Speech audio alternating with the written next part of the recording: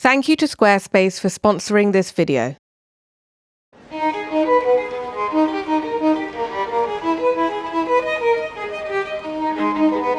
I've come to Florence, the capital city in the region of Tuscany in Italy.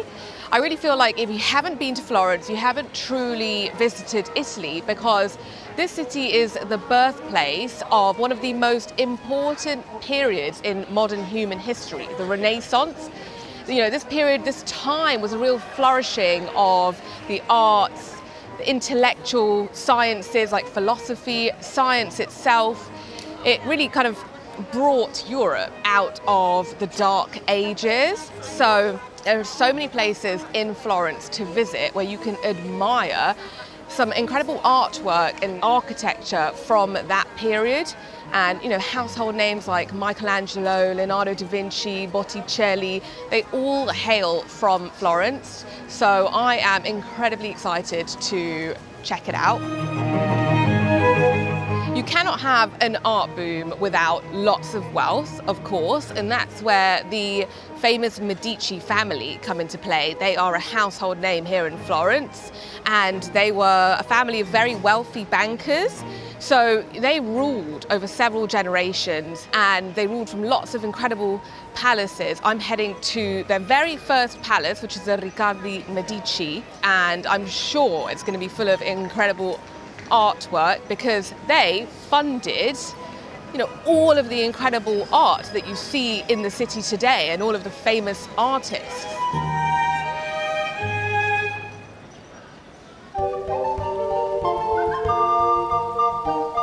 This is the courtyard of the Riccardi Medici Palace. It's characterised by beautiful classical statues, and it really shows off how during the Renaissance period art was commissioned for art's sake. So essentially it was for the wealthy elite to enjoy.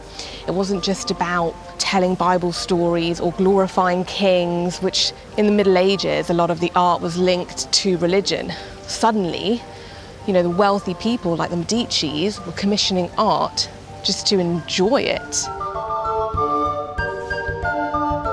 This inner courtyard is absolutely beautiful. It's characterised by columns and arches, and you've got statues here too. And you've got to imagine the Medici family, they were so wealthy and powerful. They had a teenage Michelangelo living here with them, almost as an adopted son. So palaces like this are just Renaissance gems where you can soak up all this incredible art and architecture that was produced during that time.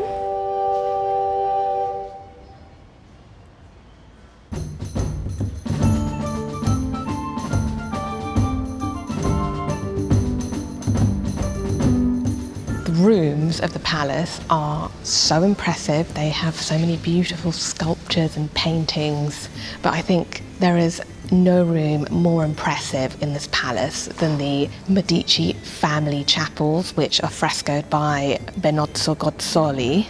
So I'm going to go and have a look. The exuberantly frescoed family chapel paints a picture of aristocratic Florence at the height of the Renaissance. The walls display the journey of the Magi, or the three kings on their way to Bethlehem, by Benozzo Gozzoli. An idealized image of Lorenzo the Magnificent of Medici, portrayed as one of the three kings, is seen leading a parade of Florentines. But instead of the Holy Land as the background, they are being led through the Tuscan landscape, reflecting the shift to realism which characterized Renaissance art.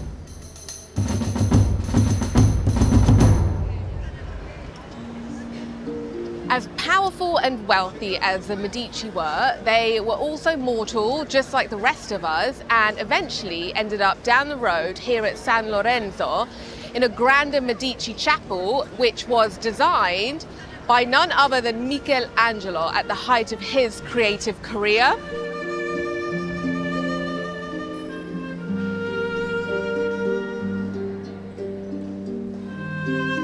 Michelangelo personally knew 3 of 4 of the Medici family members that are buried here, so this project for him was emotional as well as professional.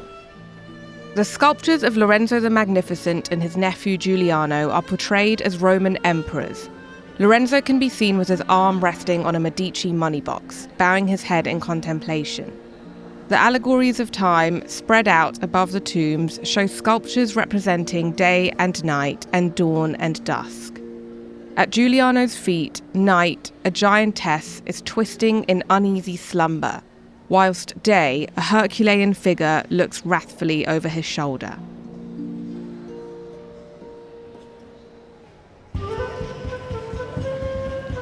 This is Piazza della Signoria, which is the main plaza in Florence, and Palazzo Vecchio, or the Old Palace, towers over the plaza. It's got a very medieval facade because it was actually built in the 1200s, originally to house Florence's elected officials when Florence was a republic. When the Medici family became established, they moved into the palace, so that was their second residence after the Riccardi Medici palace that we were in earlier on.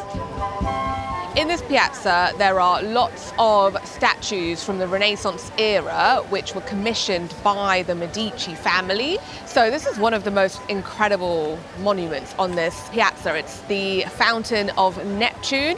It's the first public fountain in the city of Florence. So what I find fascinating is if you look at the face of the god of Neptune, the god of the sea, it's very, very similar to the statue of Cosimo I of Medici, whose statue is right by the fountain and he's on a horse. So it's just funny because the Medici family, they had big egos, so they often got these artists to paint and sculpt god-like figures to be very similar to their own face, raising themselves to godlike status. So the most famous, well-known statue in this square is the one right outside the Palazzo Vecchio, and it's Michelangelo's statue of David. It's a replica. If you want to see the original statue, then you can check out my YouTube membership. This is where I put all of the bonus footage from my trips, and I don't have time to put everywhere I go in this main video, but it is absolutely stunning. So I suggest you sign up to be a member and you'll get access to so many more perks.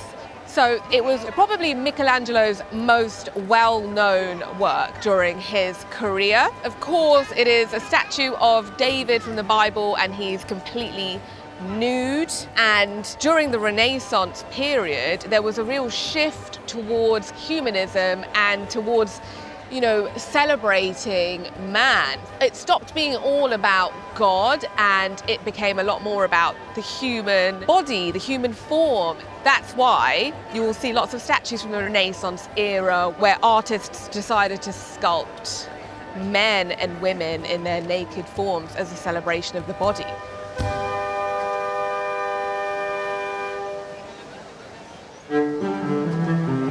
Right next to the Palazzo Vecchio were the Medici's offices, or Uffizi in Italian, so this is where they worked from. Today it's known as the Uffizi Gallery, and it houses some of the finest art in all of Italy and the world. It takes you on a journey from the medieval period to the modern day, because lots of the paintings there stretch from the 12th centuries all the way through to the 17th and 18th centuries. This room in the Uffizi Gallery is particularly impressive because it's lined with classical statues which are beautiful. The foundation of the Renaissance was classical art, so the sculptors and the painters and artists of the Renaissance turned to ancient art for inspiration. So the ancient Greek and Roman statues that you see here, for example, many wealthy families had these statues in their gardens. For them it was like the epitome of beauty. And this revival of the beauty of the human body is a strong basis for Renaissance art, seeing the glory of God in the beauty, order and harmony of the human body, God's greatest creation.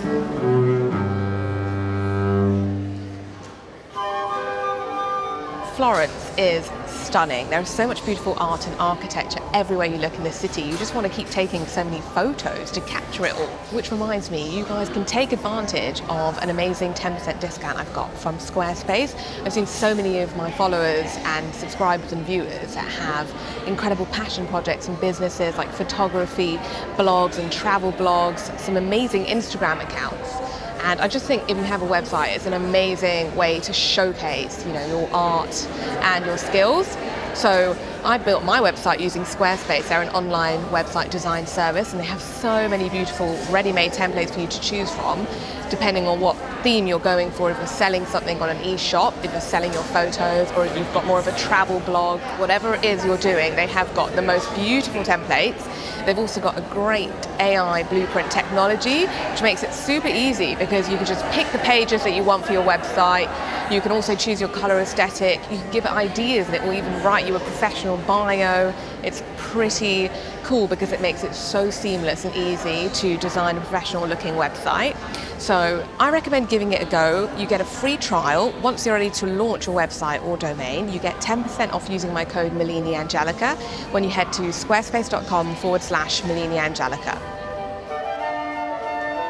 Sandro Botticelli's Birth of Venus is the purest expression of Renaissance beauty. The composition shows the goddess of love and beauty arriving on land. Botticelli takes his inspiration from classical statues for Venus's modest pose, as she covers her nakedness with her long blonde hair. The goddess is standing on a giant scallop shell, as pure and as perfect as a pearl. The roses delicately blowing in the wind are a reminder of spring.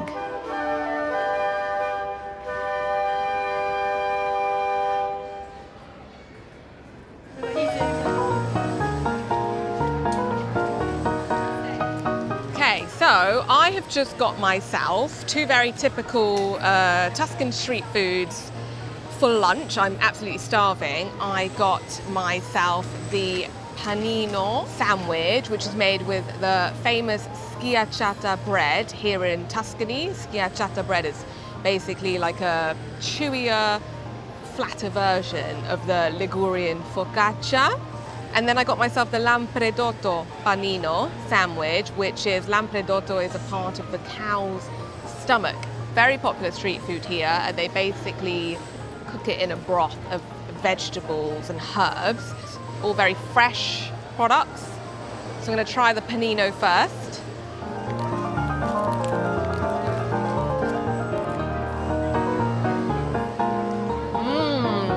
Fresh, amazing bread. It reminds me of focaccia a lot, but it's definitely chewier. Absolutely delicious, honestly, wow. Okay, this one I'm a little bit nervous to try. It's the lampredotto. You can see this is basically sliced pieces of cow stomach, and the green is that tangy salsa verde that they put inside of it.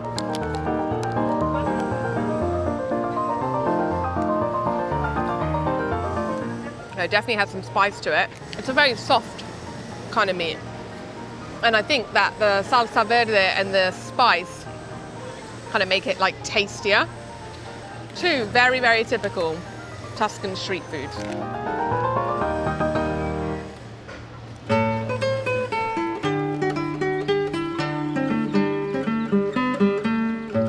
Here you get an amazing view of the famous Ponte Vecchio bridge, which means old bridge in Italian. It stands on the site of what was once an ancient Roman bridge, and it was finished in around 1350.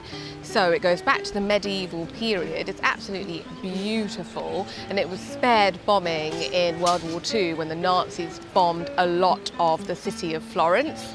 It actually connects the Uffizi Galleries, which were once upon a time the Uffizi, or the offices of the Medici family where they would work, with their new residence, the Pitti Palace, which is across the river, so just across the bridge. So what the Medici family did was they commissioned the building of a passageway which goes along the top of the Ponte Vecchio bridge, and it's called the Vasari corridor because it was commissioned by Vasari, and that was a way for the Medici to get across from their home and their offices to their new palace, the Pitti Palace, across the river, basically without having to mingle with the masses, if you want. When it was built, what the government did was they rented it out to the Butchers Guild to basically recover some of the money used to build the bridge. But it was actually quite good because then the butchers could just chuck away, their waste into the river. But once the Medici moved into the Palazzo Vecchio and started working for the Uffizi, they, obviously being quite royal and wealthy and powerful, wanted something a little bit more fitting for them. So once the contract with the Butchers Guild was up, they decided to commission the Goldsmith Guild to set up shop. Even to this day, they're the only shops that can operate along the bridge.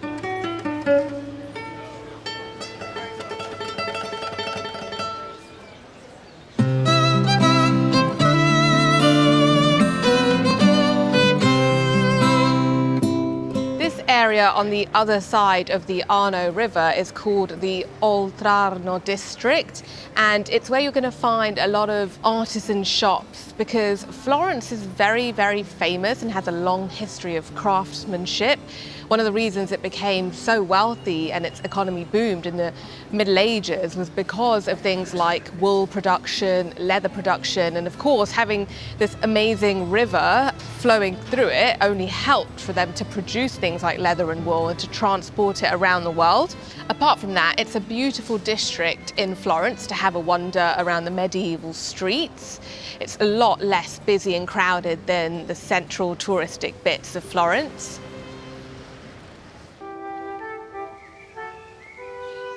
The Boboli Gardens were the gardens of the Pitti Palace, which was the third residence of the Medici family.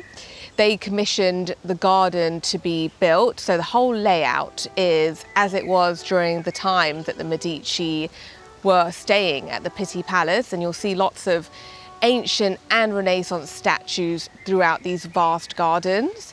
The layout became the sort of Italian garden style that then was very inspirational for other European courts and palaces. So just wandering through this area, it is very peaceful, very beautiful, and of course you've got lots of Renaissance style fountains like the Fountain of Neptune, the Fountain of the Ocean, lots of beautiful decorations, which is fit for, of course, practically royalty.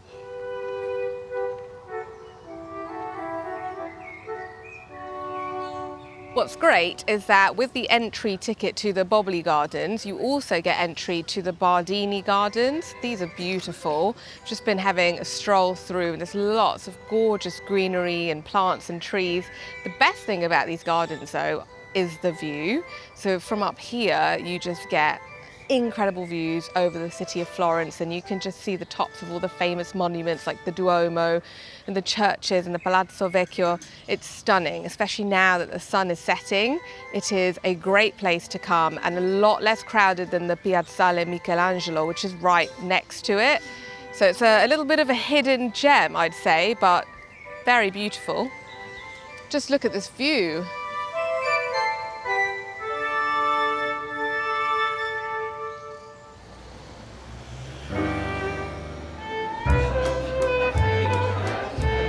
So I am very excited for my dinner tonight. I have come to a Florentine steakhouse. Anybody who knows about Tuscany and Firenze will know that the meat here is top quality, especially the Chianina beef, which is from the Chianti region, and I'm very excited for it, looking forward to it, because I'm absolutely starving after a day of exploring all of the museums and art galleries.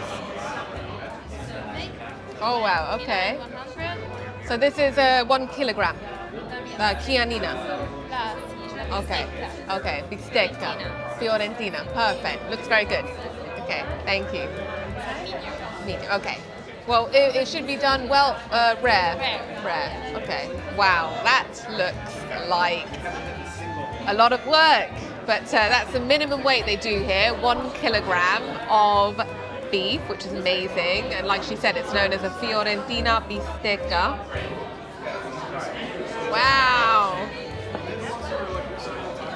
that looks amazing. Wow, thank you so much. 1 more glass of the Chianti, please. Right, the same wine. Yes, please. Wow, grazie mille. This looks incredible. Wow, a whole kilogram of Chianina beef looks beautiful. The way to eat it here is pretty much raw and pink in the middle, only with a bit of salt and pepper and olive oil, nothing else. That is the way to do it. You just need very simple size, some roast potatoes and some spinach. That is so delicious, honestly. The quality of the beef is outstanding. It's juicy, salty, succulent. I'm a massive meat lover, so I am in heaven. This meal has been absolutely beautiful. Chianina beef is gorgeous. especially when you pair it with wine from the Chianti region. Tuscany food and wine, it's just, wow, outstanding quality.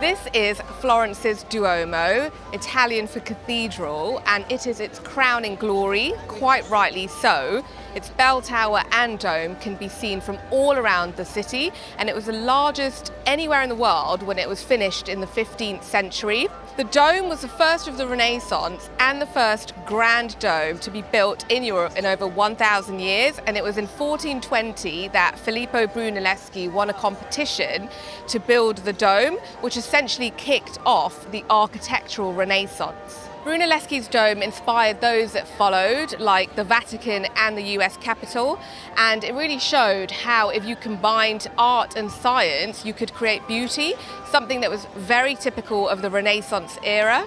The facade of the cathedral is Gothic in style because it was started before the Renaissance came about, but the statues that are on the facade of the cathedral and the bell tower are very Renaissance. You've got a statue of Mary and Jesus and the 12 disciples on the facade of the Duomo.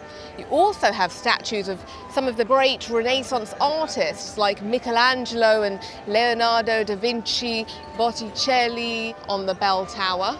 I think it's absolutely breathtaking. It's beautiful, and the whole facade is made of green, white and red marble. It's such a unique building here in Florence.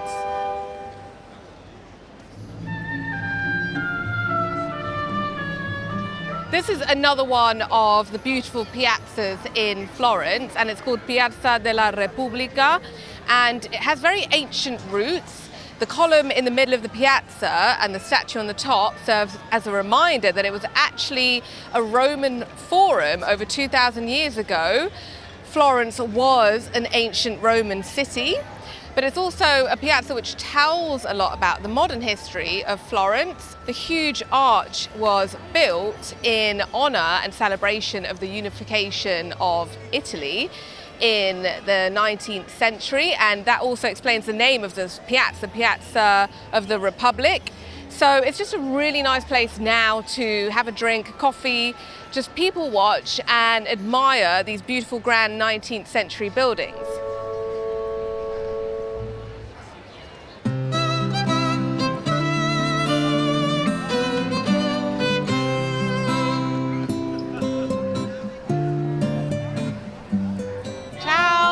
Un bicchiere di vino bianco, per favore. Grazie mille. So this is a very unique way to have an aperitivo here in Florence, and it's only in this city that you can find the wine windows, which is where I just ordered a glass of wine. So I always thought they looked very sort of touristy and Instagram friendly sort of photos, and my impression was that it was a very touristic thing, but it actually has quite an interesting story and a lot of history behind it, because those wine windows were first created in the 16th century when lots of wealthy aristocratic families that had vineyards in the Tuscan countryside and produced wine wanted to sell it direct to the public from their homes. And of course, none other than the Medici made it possible for them to do so through these wine windows. So it's pretty cool. And there are still a few of them that are left open now. A lot of them have closed But I think it's quite an interesting concept, and it's certainly something very unique. So this is my last evening here in Florence, and I've really enjoyed my time in this city. Before I came here, I didn't really have a full grasp of the meaning of Renaissance, but it's obviously a word that's used a lot in connection with Florence because this is where the Renaissance was born. And exploring the city over the past few days, I have realized it was a movement that has a lot of influence on the way that we live our lives today in the modern day. It was a shift away from just religion and God towards the humanism, expressing your creativity. So the way I see it is, if I was making YouTube videos before the Renaissance, I'd probably be making videos about religion, whereas now, because of the Renaissance, I can make videos expressing my full creativity. There we go. Salute.